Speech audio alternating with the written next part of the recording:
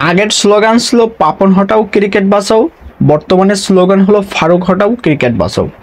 বাংলাদেশের ক্রিকেট বোর্ডে না, প্রত্যেকটা জায়গায়, প্রত্যেকটা প্রকল্পে, প্রত্যেকটা ডিপার্টমেন্টে যে প্রধান হয়, হেড হয়, তার ইচ্ছা আকাঙ্ক্ষা থাকে সে অনেক বড় হবে, টাকা সংগ্রহ করে, পকেটটা লোড করে।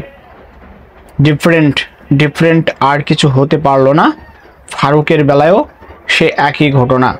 পাপন আর ফারুকের প্রতিচ্ছবি যেন একই রকম, কোনো রকম ভিন্নতা নেই, বরঞ্চ সে মেতে আছে। 16 বছরে ক্রিকেটে কোনো উন্নতি হয় নাই, এই একটা অজুহাত দিয়ে সে অলরেডি 6 মাস পার করে দিয়েছে।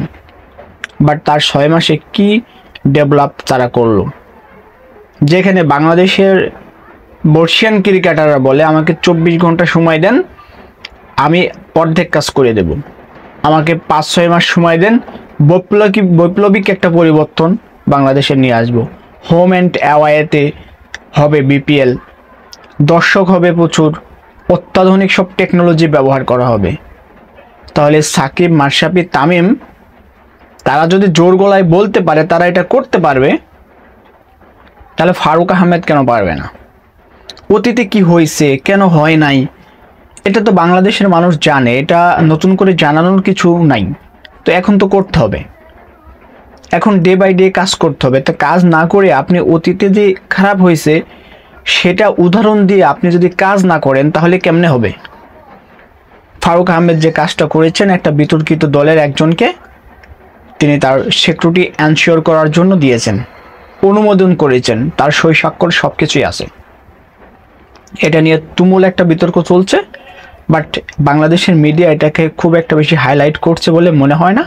প্রতিবাদী সাংবাদিক রিয়াসাত আজিম, মোহাম্মদ সামি তারা অবশ্য কিছুটা প্রকাশ করছে, যার কারণে মানুষ আসলে জানতে পারছে ভিতরের যে খবরটা।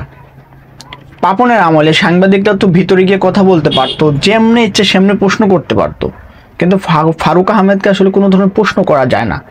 যেটা তার বিরুদ্ধে যাবে সেই সাংবাদিককে তিনি ঢুকতেই দেবেন না, মোট কথা ঢুকতেই দেবেন না। তাহলে ফারুক আহমেদ কত বড় গ্যাং হইতে পারে, বা ফারুক আহমেদ বাংলাদেশের ক্রিকেটের জন্য কতটুকু ডেঞ্জারাস ম্যান হতে পারে, শুধু এটাই চিন্তা করুন। বাংলাদেশ ক্রিকেটকে বাঁচানোর জন্য ফারুক আহমেদকে এখনই ছাঁটাই করা প্রয়োজন, যোগ্য লোক। বর্তমানে যারা ক্রিকেট ছেড়েছেন তাদের কেউ একজন এসে এই বোর্ডের হাল ধরতে হবে, না হলে দুর্নীতি কখনো দূর হবে না।